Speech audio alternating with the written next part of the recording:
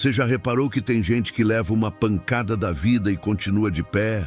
E tem gente que perde o dia inteiro por causa de uma frase atravessada? E não é sorte, não é personalidade forte, é treino. Porque a sua mente hoje pode estar funcionando como vidro. Reage rápido, racha fácil, fica cheia de microfissuras e você nem percebe. Aí um comentário no trabalho, uma indireta num grupo, uma cobrança fora de hora. Pronto, o corpo trava, o peito aperta, a cabeça não para. Você fica preso naquela cena por horas. Agora imagina uma mente de aço. Não é uma mente fria, é uma mente que não se entrega tão fácil. Ela escuta a provocação, sente o impacto e ainda assim escolhe a resposta, em vez de ser sequestrada por ela. Isso é estoicismo no mundo real. E deixa eu te falar a parte mais incômoda. Existe algo te atrapalhando mais do que as pessoas difíceis. É o seu vício de se explicar, de agradar, de reagir, de provar que você tem razão, como se sua paz dependesse de convencer alguém. Pensa numa cena simples. Um colega distorce o que você disse numa reunião. Você entende na hora, sente o sangue subindo. A vontade é cortar, justificar, mostrar que não foi bem assim. Só que, enquanto você tenta consertar a impressão, você perde o resto do seu dia. O outro já seguiu. Você ficou preso. Hoje eu vou te mostrar 5 hábitos que criam uma mente realmente inabalável. Não no discurso bonito, mas no cotidiano. E eu prometo, se você aplicar só 2 ou 3 com consistência, a tua vida social e mental muda de nível. Fica até o final porque os últimos hábitos são os que mais libertam. E se você quiser aprofundar isso com calma, eu deixei na descrição o meu livro Princípios Fundamentais do Estoicismo. Ele é literalmente um passo a passo para transformar esses conceitos em atitude no dia a dia. Agora vamos direto ao que interessa. Sem mística, sem pose, só prática. Pare de negociar com quem distorce você. O que eu quero que você perceba nesse primeiro hábito é uma coisa bem simples, mas que muda o jogo inteiro. Nem toda conversa é uma conversa. Às vezes é só um teste, e muita gente falha nesse teste porque entra com boa fé, onde o outro entra com intenção de confundir. Sabe quando você fala algo normal, direto, e a pessoa devolve como se você tivesse dito outra coisa? Ela muda o tom, coloca uma maldade que não existia, inventa uma intenção, e de repente você está se explicando. Não porque você errou, mas porque ela empurrou você para uma posição de defesa. É nesse ponto que a sua energia começa a ser drenada sem você perceber. Você vira advogado de si mesmo em tempo integral. E isso cansa de um jeito que não aparece no corpo, aparece na cabeça. Você termina o dia exausto, mas não sabe exatamente do que. É disso. O estoicismo trata esse tipo de situação como o que ela realmente é. Uma tentativa de puxar o seu eixo para fora de você. Porque quando alguém te entende mal de propósito, ela não quer a verdade. Ela quer a sua reação, quer o seu esforço, quer te ver tentando provar que é bom, justo, coerente. E quanto mais você tenta provar, mais ela manda na sua mente. É como se você entregasse o controle remoto do seu humor para quem nem te respeita. Agora pensa numa cena bem comum. Reunião. Você dá uma opinião simples e alguém solta um: então você está dizendo que fulano não trabalha. Você sabe que não foi isso. Você sente o calor subir e já começa a montar o discurso. Não, veja bem, eu quis dizer. Só que nesse instante, você já entrou no roteiro que a pessoa escreveu. Você aceita o enquadramento dela e tenta se defender dentro dele. E aí, o que era só uma frase vira um capítulo inteiro do seu dia. O seu lado de dentro fica ocupado com um problema que nem nasceu de você. O ponto de mudança começa quando você aprende a identificar a má-fé, sem precisar brigar com ela. Você não precisa vencer a pessoa, você precisa não ser arrastado. Tem uma diferença enorme entre esclarecer uma dúvida de alguém que quer entender e se justificar para alguém que quer te enroscar. O estoico fala quando existe utilidade, não quando existe ansiedade. Ele percebe que insistir em convencer quem já decidiu distorcer é como enxugar chão com torneira aberta. Você pode até estar certo, mas vai sair esgotado. E aqui entra o desafio prático, bem direto. Na próxima vez que alguém vier com esse tipo de distorção, segura um segundo antes de responder e faz uma pergunta interna. Essa pessoa está buscando clareza ou está buscando controle? Se for controle, você pode simplesmente responder curto, sem emoção, sem explicação longa. Algo como, não foi isso que eu disse.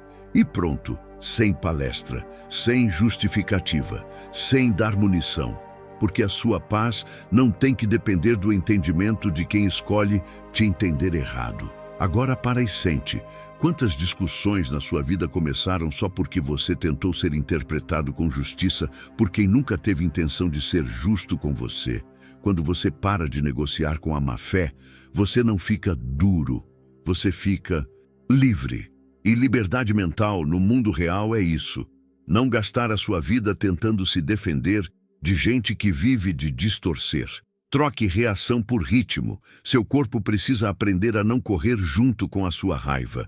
Antes de você tentar pensar como um estoico, você precisa entender uma coisa meio injusta. Na hora do gatilho, quem assume primeiro não é a sua razão, é o seu corpo. A mente até quer ser madura, mas o corpo dispara como se estivesse numa briga de rua. A respiração encurta, o peito fecha, a mandíbula endurece, a mão já vai para o celular. E quando você percebe, você já respondeu, já se explicou, já se queimou. E depois fica aquela ressaca mental, por que eu fui entrar nisso?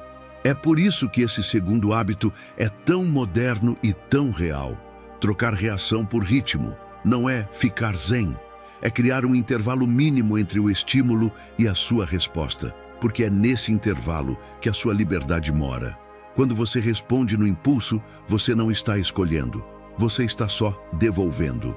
E aí qualquer pessoa mal-humorada vira o motorista do seu dia. Pensa numa situação simples. Alguém te manda uma mensagem atravessada, daquele tipo que parece pequena, mas vem com veneno. A tua primeira vontade é responder na mesma moeda, só para não sair por baixo. Só que o preço disso é alto. A conversa vira uma novela, o coração acelera, você perde foco do trabalho, fica revisitando cada frase e o dia inteiro começa a girar em torno de uma pessoa que nem merece esse espaço. O estoico não é alguém que não sente, ele sente sim, só não se deixa carregar. O ajuste é quase bobo de tão simples e por isso funciona. Antes de responder, você cria ritmo no corpo, um suspiro mais longo do que o normal, um gole d'água, levantar e dar 3 passos, fechar o celular por 1 minuto. É como se você dissesse, eu não vou deixar meu corpo decidir por mim, porque quando o corpo desacelera, a mente volta. E quando a mente volta, você enxerga o que antes estava escondido, que muitas provocações só continuam existindo porque você entra no jogo. Tem uma sensação muito boa que nasce quando você pratica isso. Você começa a perceber que não é obrigado a acompanhar a velocidade do mundo. O outro pode estar ansioso, agressivo, infantil, apressado. Você não precisa correr junto. Esse é o tipo de autocontrole que não aparece em frase bonita, aparece na prática no dia comum, no quase discuti e não discuti, no quase respondi e deixei para depois. Então aqui vai um desafio direto, sem teatro. Por 7 dias, quando vier aquele impulso de responder rápido, seja no WhatsApp, num e-mail, numa indireta no trabalho, você se dá 1 minuto, só 1 minuto, e nesse minuto você faz uma coisa física simples. Respira fundo 2 vezes ou levanta da cadeira e volta. Depois disso você responde se ainda fizer sentido. O mais provável é que metade das respostas que você daria, você nem queira mais dar. Agora para um instante e reflete com honestidade. Quantas confusões da sua vida não foram grandes? Problemas, Foram só respostas rápidas demais? Isso aqui parece pequeno, mas é uma das chaves da mente inabalável. Você não precisa vencer ninguém. Você só precisa não ser puxado. Limites claros. O não que você evita hoje vira ressentimento amanhã. Tem um tipo de cansaço que não vem de trabalhar demais, vem de engolir demais. Você vai aceitando, até que um dia explode por uma coisa pequena e nem você entende direito. A verdade é que muita gente não se destrói por falta de força, se destrói por falta de limite. Esse terceiro hábito é exatamente isso. Aprender a dizer não sem culpa e sim sem medo. Parece simples, mas é uma das coisas que mais dão medo nas relações, porque mexe com um instinto antigo, o medo de desagradar e ser abandonado, ser julgado, ser visto como ruim. Aí, a pessoa vira aquele tipo de gente que é útil para todo mundo, menos para si mesma. Pensa numa cena comum. Um colega te pede só uma ajudinha rapidinha no fim do expediente. Você já está cansado, ainda tem coisa sua, mas você diz sim, não porque quer, mas porque não quer parecer egoísta. Aí isso vira hábito. Daqui a pouco, toda semana tem rapidinha. E quando você tenta negar, já vem um clima pesado. Nossa, você tá diferente, hein? Percebe o jogo? Você foi treinando o outro a acreditar que o seu tempo não tem dono. O estoicismo é muito prático aqui. Ele não te manda ser grosseiro nem virar pedra. Ele te lembra que a sua energia é um recurso finito. Se você entrega tudo, sobra. O que para você construir a sua vida? O não é maldade, é proteção. É como trancar a porta de casa. Você não odeia a rua, você só não quer que qualquer um entre. E tem o outro lado também. Tem gente que diz sim por medo, e tem gente que diz não por medo. Sim, por medo de perder pessoas. Não, por medo de se comprometer, de se expor, de falhar.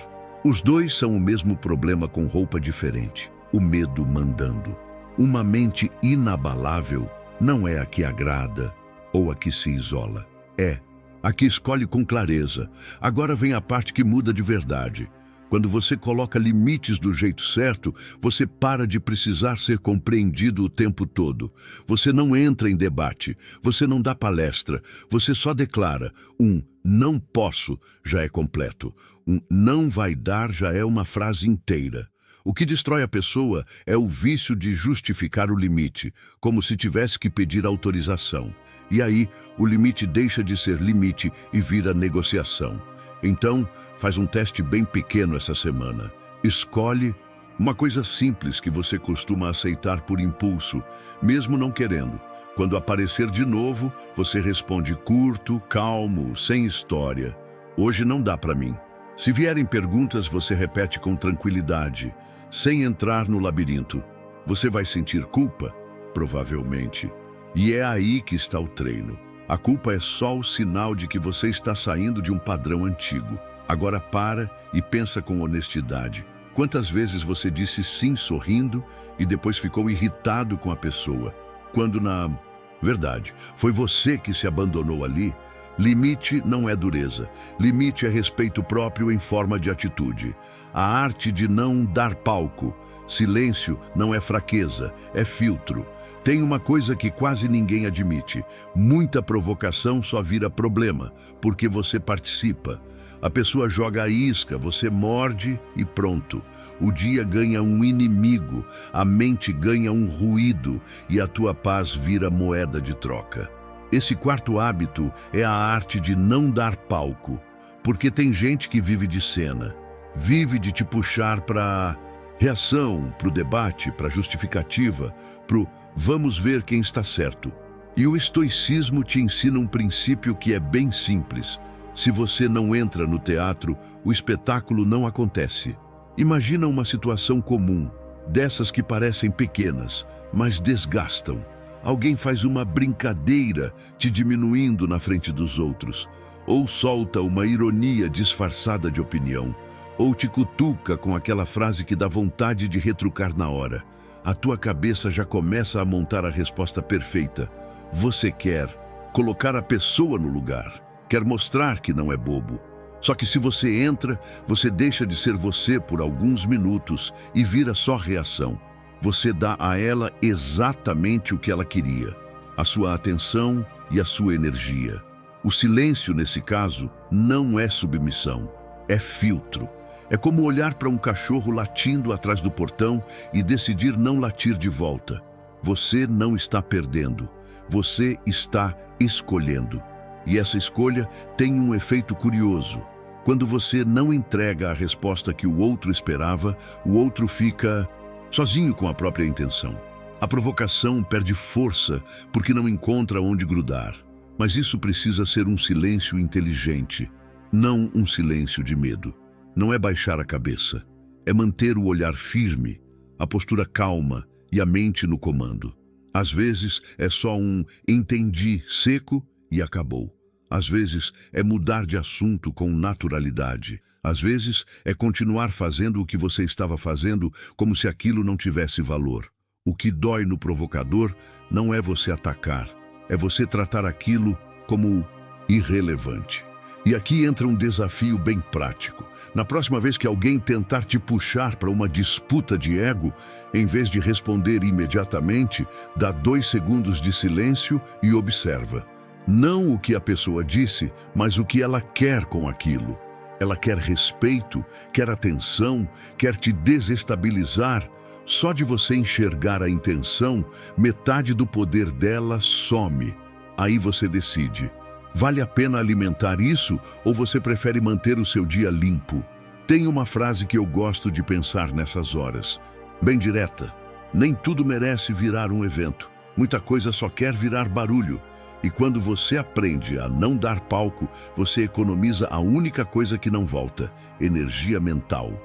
Se essa parte do vídeo te lembrou alguém específico, aquele tipo de pessoa que vive tentando te puxar para a discussão, escreve nos comentários qual foi a situação, sem precisar expor nomes. Às vezes você acha que é só contigo, e vai ver, tem um monte de gente lidando com a mesma dinâmica. Pare de implorar por fechamento. Nem tudo termina com explicação. Algumas coisas terminam com lucidez. Esse 5º hábito é um dos mais difíceis, porque ele mexe com uma dor silenciosa. A dor de ficar sem resposta. Tem coisa que termina e você não recebe explicação. Tem gente que some. Tem relação que esfria sem aviso. Tem amizade que muda de repente. E aí, a tua mente entra num modo quase automático de busca. Como se encontrando o porquê, você finalmente conseguisse respirar. Só que esse é o ponto. Às vezes você não está buscando clareza, você está buscando alívio. E quando você tenta arrancar esse alívio de quem já virou a página, você se prende a uma porta que não vai abrir. O estoicismo chama isso na prática de implorar por encerramento. Não necessariamente implorar com palavras, mas implorar com energia, pensando todo dia, revisando conversa, mandando mensagem que você nem queria mandar, tentando fechar algo que o outro deixou aberto. E o resultado quase sempre é o mesmo. Você sai menor, sai mais ansioso, sai com a sensação de que perdeu dignidade, porque o encerramento que você queria era um presente. E o mundo não funciona assim. Nem sempre vai ter despedida bonita. Nem sempre vai ter explicação justa. Pensa numa cena bem real. Você manda uma mensagem sincera tentando entender. A pessoa responde frio, ou responde tarde, ou responde com meia dúzia de palavras. E aquilo te dá um choque. Você percebe que está tentando ter profundidade com alguém que já está distante. Aí você insiste. Tenta ser mais claro, mais correto, mais maduro. E sem perceber, você está oferecendo sua paz em troca de migalhas. E migalha não alimenta, só prolonga a fome. Esse hábito, então, não é virar pedra. É treinar um tipo de coragem. A coragem de seguir mesmo sem legenda. É aceitar que o fim, às vezes, vem do jeito mais seco possível. E que isso não diz tudo sobre você. Diz muito sobre a outra pessoa, sobre o momento, sobre a vida. O problema começa quando você transforma esse fim em uma missão. pessoal, como se sua mente precisasse resolver aquilo para ter permissão de continuar. O ponto de mudança surge quando você entende uma coisa desconfortável. A ausência da resposta também é uma resposta. Quando alguém te deixa no escuro, isso já é um dado. Quando alguém some, isso já é uma escolha. E você não precisa se humilhar para interpretar o óbvio. Você pode fechar por dentro, pode respirar e dizer: eu não vou carregar esse peso só porque alguém não teve coragem de ser claro. Um desafio prático aqui, bem direto, sem drama. Pega uma situação que ficou pendente dentro de você e faz uma pergunta simples. Se essa resposta nunca vier, eu vou ficar parado aqui para sempre? Só de formular isso, você percebe o tamanho do poder que estava entregando. A mente inabalável nasce quando você decide que sua paz não depende de uma explicação externa, depende da sua postura interna. E deixa eu te dizer, quando você para de buscar fechamento em quem não quer te dar, você não perde amor. Você recupera dignidade. E, curiosamente, é aí que a vida volta a andar. Porque a energia que estava presa no passado volta para o presente. Se esse ponto te atingiu, comenta "sou grato" no final do vídeo quando a gente chegar lá. Mas por enquanto, só fica com essa pergunta ecoando aí dentro. Quantas coisas você ainda carrega não porque ama, mas porque não aceitou que acabou? Chegamos no ponto mais importante de tudo isso. Porque no fim das contas, uma mente inabalável não nasce quando a vida fica leve. Ela nasce quando você para de entregar sua paz como se fosse moeda de troca. Você pode continuar vivendo do jeito que a maioria vive, explicando demais, reagindo rápido demais, aceitando o que não quer, entrando em discussões que não levam a nada, implorando por respostas que não vêm e pagando com ansiedade, cansaço e aquela sensação de estar sempre no limite. Ou você pode começar a viver com outro tipo de postura, mais limpa, mais firme, mais sua. E isso não é teoria bonita. É treino, é repetição, é decisão diária. Se você aplicar esses hábitos no cotidiano, a insegurança vai perdendo espaço. Não porque você vira imune, mas porque você vira mais consciente. Você começa a perceber o gatilho chegando antes dele te dominar. Você escolhe melhor onde gasta sua energia. E a tua mente, aos poucos, para de ser um lugar de tempestade e vira um lugar de direção. Agora eu quero te pedir uma coisa bem simples. Se esse vídeo mexeu com você de verdade, se alguma parte te pegou por dentro, se inscreve no canal para continuar recebendo esse tipo de conteúdo e comenta aqui embaixo qual hábito você mais precisa treinar. E para eu saber quem ficou até o final mesmo, escreve "sou grato" nos comentários. Eu leio isso como um sinal de compromisso com você mesmo. E se você quiser aprofundar essa jornada com calma, no seu tempo, eu deixei na descrição o meu livro Princípios Fundamentais do Estoicismo. Ele foi feito exatamente para transformar essas ideias em prática diária, sem enrolação, sem frase pronta, só aplicação. Daqui a pouco vão aparecer 2 vídeos recomendados na tela. Um deles aprofunda como lidar com ataques e provocações